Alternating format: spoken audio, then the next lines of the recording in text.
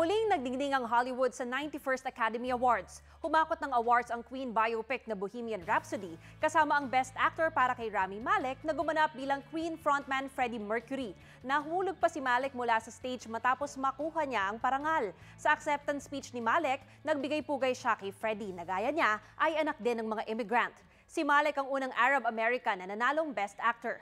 Si Olivia Colman naman ang nanalong Best Actress para sa historical period black comedy drama na The Favorite.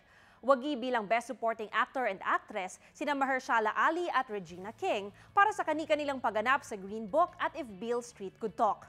Talaga namang Night of Diversity ang Oscars, lalo't Best Picture ang Green Book na tungkol sa pagkakaibigan ng isang black pianist at white driver noong panahon ng segregation sa US South. Nakasungkit din ng 3 Oscars ang Marvel superhero film na Black Panther kung saan featured ang maunlad na African kingdom na Wakanda. Show-stopping din ang maraming performances kahit walang official host ang Oscars ngayong taon. Kasama dyan ang performance ng British rock band The Queen kasama si American Idol alumnus Adam Lambert. Viral din ang intimate duet ni na Lady Gaga at Bradley Cooper ng Shallow mula sa pelikulang A Star is Born. Ang Shallow din ang itinanghal na Best Original Song. Facebook friends, pasok na ang Gilas Pilipinas sa 2019 FIBA World Cup. Yan ay matapos nilang talunin ang Kazakhstan sa Asian qualifiers sa score na 93-75. Nanguna sa game si Andre Blatch, pero sa kalagitnaan ng third quarter, kinailangan niyang maupo matapos siyang maka-fourth foul. Imbis na sumuko, mas lalo pang naging focused ang kanyang teammates, gaya ni na Junmar Fajardo at Jason Castro para manalo. Sa China gaganapin ang 2019 FIBA World Cup. 2014 nang huling nakapasok sa FIBA World Cup ang Gilas Pilipinas pero hindi nakausad matapos ang preliminary round. Ginunita kanina ang 1986 EDSA Revolution sa People Power Monument sa Quezon City. Pero marami sa mga inimbitang head ng government agencies nagpadala lang ng representatives. Kahit ang guest of honor na si dating Pangulong Fidel Ramos hindi rin dumating. Wala rin si Pangulong Duterte pero naglabas siya ng statement. In-acknowledge ng Pangulo kung paano naibalik ng EDSA Revolution ang kapangyarihan ng taong bayan na bumoto. Sana raw ay ma-inspire nito ang lahat, lalo na ang kabataan, na pahalagahan ang kalayaang nakamit sa pamamagitan ng people power. May oil price hike na naman.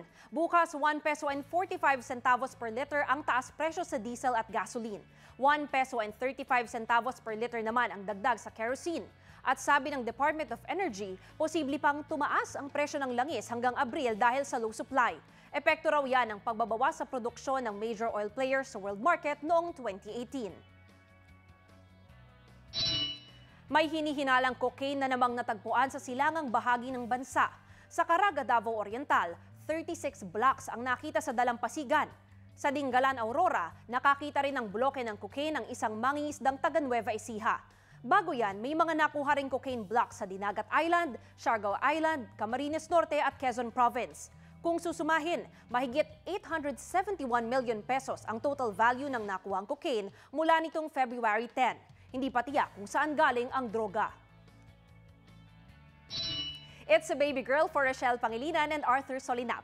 Kagabi, sinilang ni Rochelle ang kanyang baby sa isang ospital sa Ortigas, Pasig. Undecided pa rin ang mag-asawa sa ipapangalan sa anak. Congratulations to the new parents!